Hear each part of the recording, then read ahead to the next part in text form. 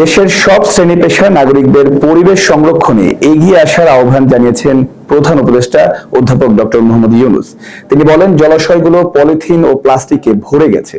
Polythene ও plastic ব্যবহার ঠিক না থাকায় জীববৈচিত্র্য এখন ধ্বংসের মুখে। আজ বুধবার পরিবেশ মেলা এবং জাতীয় বৃক্ষ মেলার উদ্বোধনী অনুষ্ঠানে তিনি এসব কথা বলেন।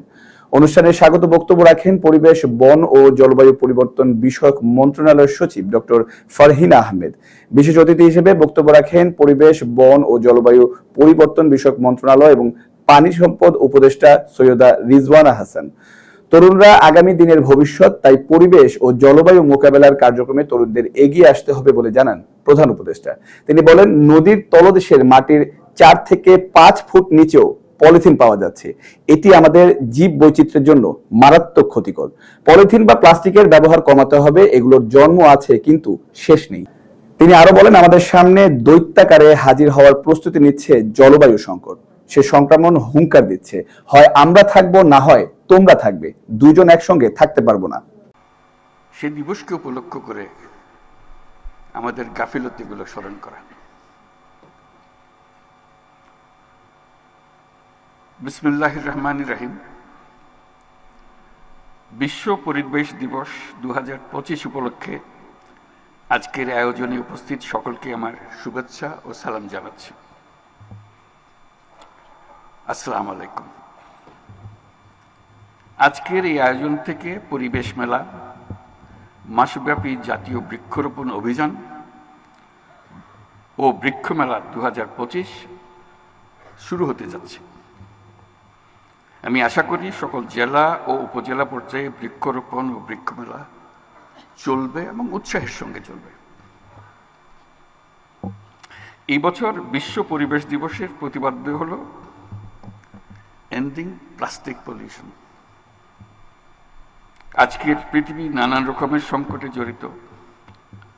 যুদ্ধ বিগ্রহ, প্রযুক্তির ব্যাপক প্রসার, অপব্যবহার আমাদের সামনে নানা রকমের চ্যালেঞ্জ সৃষ্টি করেছে। কিন্তু সেই চ্যালেঞ্জটা আমরা এখনো অনেকে উপলব্ধি করতে পারছি না, সেটা হলো প্রকৃতির বিধ্বংসী রূপ। এটা প্রকৃতির দোষ না, এটা আমাদের দোষ। আমরা মানুষ যারা এখানে বসবাস করি, প্রকৃতির সঙ্গে তাল মিলিয়ে চলার কথা, সেটা তাল মিলিয়ে না চলে উল্টো দিকে চলে। দোষটা প্রকৃতি না, দোষটা হলো প্রকৃতি বিধ্বংসী এক জীব যার নাম মানুষ। আমাদের সামনে দৈত্যাকারে হাজির হওয়ার প্রস্তুতি নিচ্ছে জলবায়ু সংকট। আমি প্রস্তুতি নিচ্ছে বলবো না, বলবো যে কাজ শুরু করে দিয়েছে।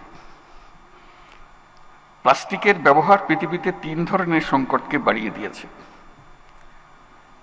জলবায়ুগত সংকট, প্রকৃতিগত সংকট, জীববৈচিত্র্যের ক্ষতি।